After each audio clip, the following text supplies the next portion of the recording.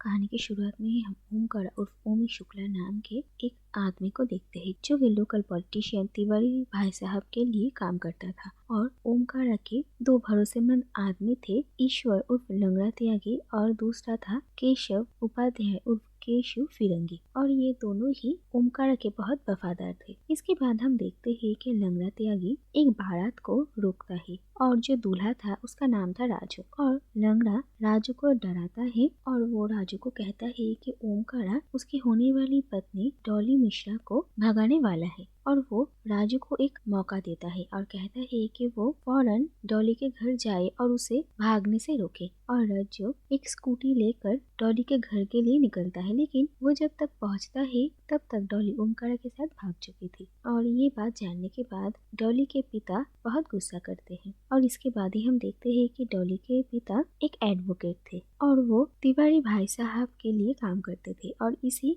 वजह से ही ओमकारा के साथ उनकी पहचान थी। और धीरे धीरे डॉली ओमकारा से प्यार करने लगती है, लेकिन जब ये बात डॉली के पिता को पता चला तो वो इस रिश्ते से खुश नहीं थे, क्योंकि ओमकारा लोअर कास्ट था और वो एक क्रिमिनल था। इसीलिए वो अपनी बेटी की शादी ओमकारा जैसे इंसान के साथ नहीं करवाना चाहते थे और उन्होंने अपनी बेटी की सगाई रज्जू से कर दी थी। लेकिन डॉली ओमकारा को ये कहती है कि वो उसी से शादी करना चाहती है, नहीं तो वो अपनी जान ले लेगी। और इसीलिए ओमकारा डॉली को उसकी शादी के दिन ही उसके घर से भगाकर लेकर आता है। और डॉली के पिता रघुनाथ मिश्रा इसके बारे में तिवारी भाई साहब के सामने बात करते हैं और तिवारी डॉली को बुलवाते हैं और डॉली ये बात कहती है कि वो ओमकारा से प्यार करती है और उसके पिता कभी भी उसकी बात नहीं मानेंगे, इसीलिए उसे भागना पड़ा। और ये बात सुनकर तिवारी भाई साहब डॉली के पिता को ही समझाते हैं कि डॉली अपनी मर्जी से ओमकारा के साथ घर से गई है, इसमें वो कुछ नहीं कर सकते। और तिवारी भाई साहब डॉली को ओमकारा के साथ ही रहने के लिए कहते हैं। इसके बाद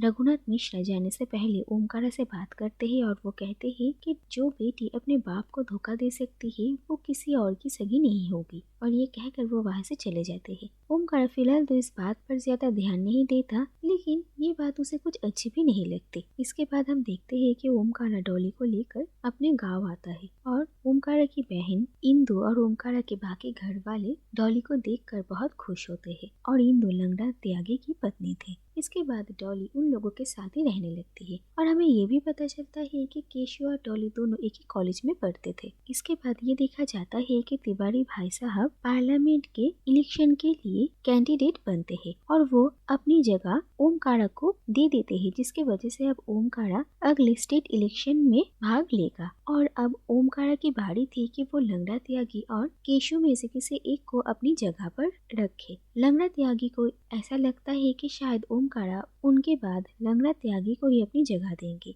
लेकिन ओमकारा केशु को अपनी जगह चुनते हैं। और ये बात देखकर केशु और लंगड़ा त्यागी दोनों ही हैरान होते हैं। लेकिन इसके बाद ओमकारा तिवारी भाई साहब को कहता है कि दरअसल केशु पढ़ा लिखा एक कॉलेज स्टूडेंट है और वो अपर क्लास से भी बिलोंग करता है, इसीलिए केशु के जरिए उन्हें एडुकेटेड और यूथ जेनरेशन का सपोर्ट मिलेगा। इसीलिए उसने केशु को लंगड़ा त्यागी की जगह चुना है। लेकिन लंगड़ा त्यागी तो ये सारी बातें नहीं समझ सकता, इसीलिए वो मन ही मन में ओमकारा और केशु से नफरत करने लगता है और वो ये सोच रहा था कि कैसे वो अपने इस बेइज्जती का बदला लेगा। दूसरी तरफ हम देखते हैं कि ओमकारा और डॉली एक साथ बहुत खुश थे और जल्द ही उन लोगों की शादी भी होने वाली थी। लेकिन इसके बाद ही एक दिन उनके घर में नाच गाना हो रहा था और इसके बाद हम देखते हैं कि वहाँ पर बिल्लू नाम की एक डांसर आई हुई थी और केशु बिल्लू को पसंद करता था। और नाच गाने के बीच ही अचानक लंगड़ा त्यागी के बहकावे में रज्जू वहाँ पर बिल्लू के साथ बदतमीजी करने लगता है, जिस बात से केशु काफी गुस्सा हो जाता है और वो रज्जू पर हाथ उठाता है और वहाँ पर हंगामा शुरू होता है।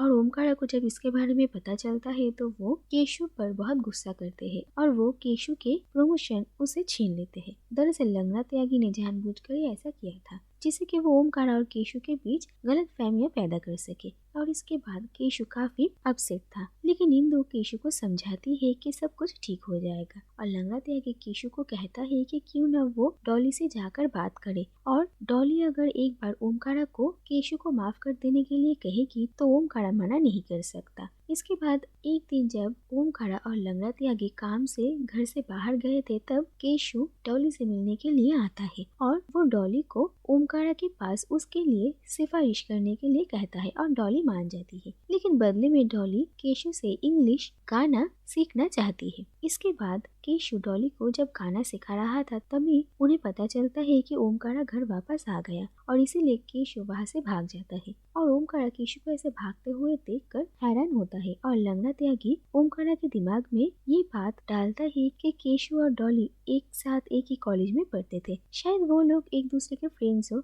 और इसके बाद जब ओमकारा घर पहुंचता है तो डॉली केशु से सीखा हुआ गाना ओमकारा को सुनाती है और इसके बाद मौका देखकर डॉली ओमकारा को केशु को माफ कर देने के लिए कहती है, जो बात सुनकर ओमकारा को अच्छा नहीं लगता और डॉली कहती है कि उन लोगों की शादी हो जाने के बाद ओमकारा केशु को माफ कर दे। इसके बाद उन लोगों की शादी की डेट भी फिक्स्ड होती है और डॉली बस केशु को माफ करने के बारे में ही ओमकारा से बात करती थी, जिस बात से ओमकारा काफी नाराज होता है। और दूसरी तरफ लंगड़ा त्यागी इसी बात का फायदा उठाकर ओमकारा के दिमाग में ये शक पैदा करने की कोशिश करता है कि शायद केशु और डॉली के बीच कोई रिश्ता होगा। दूसरी तरफ हम देखते हैं कि घर में आने के बाद ओमकारा ने डॉली को ओमकारा की माँ का एक कमरबंद दिया था और ओमकारा ने डॉली को कहा था कि वो ये कमरबंद संभाल कर रखे। लेकिन एक दिन डॉली के हाथों से वो कमरबंद खो जाता है और लंगड़ा त्यागी के कहने पर इंदु उस कमरबंद को चुरा कर लेकर आती है। लेकिन इस कमरबंद के बारे में इंदु को ज्यादा कुछ पता नहीं था और लंगड़ा त्यागी यही कमरबंद केशु को देता है और केशु यही कमरबंद बिल्लू को गिफ्ट करता है।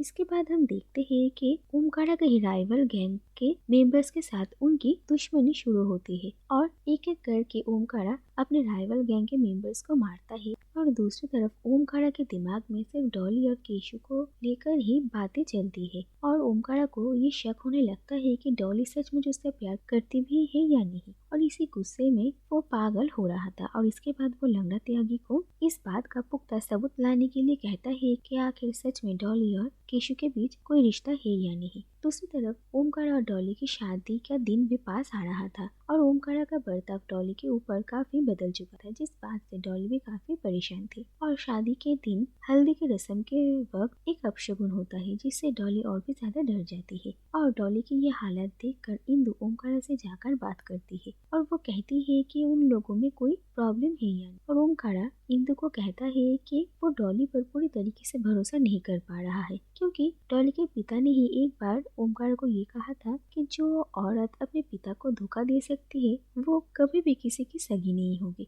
और ये बातें सुनकर इंदु बहुत हैरान होती है और इंदु ओमकारा को साफ साफ कहती है कि अगर ओमकारा डॉली से प्यार नहीं करता और उस पर भरोसा नहीं कर सकता तो वो उससे शादी ना करे, इससे उन दोनों की जिंदगी ही बच जाएगी। लेकिन ओमकारा पूरी तरीके से इस बात को लेकर श्योर नहीं था कि डॉली सचमुच उसे धोखा दे रही है या नहीं। दूसरी तरफ उसने लंगड़ा त्यागी को भी सबूत लाने के लिए कहा था और इसके बाद ओमकारा और डॉली की शादी भी हो जाती है। और इसके बाद हम देखते हैं कि लंगड़ा त्यागी और रज्जू मिलकर बिल्लू को कॉल करते हैं और बिल्लू के मन में केशु के लिए शक पैदा करते हैं कि केशु शायद किसी और लड़के के साथ है। और इसके बाद रज्जू बिल्लू को केशु के घर के बाहर लेकर आता है तो दूसरी तरफ लंगड़ा त्यागी केशु से ऐसे बात करता है जिससे कि केशु बिल्लू के बारे में बोलता है, लेकिन ओमकारा को ऐसा लगता है कि केशु डॉली के बारे में बात कर रहा है। तो दूसरी तरफ बिल्लू केशु को गलत समझती है और उसे उसका कमरबंद लौटा कर चली जाती है और केशु को समझ में ही नहीं आ रहा था कि आखिर हुआ क्या और वो बिल्लू को मनाने के लिए जाती है। तो दूसरी तरफ ओमकारा और लंगड़ा त्यागी जब केशु के घर के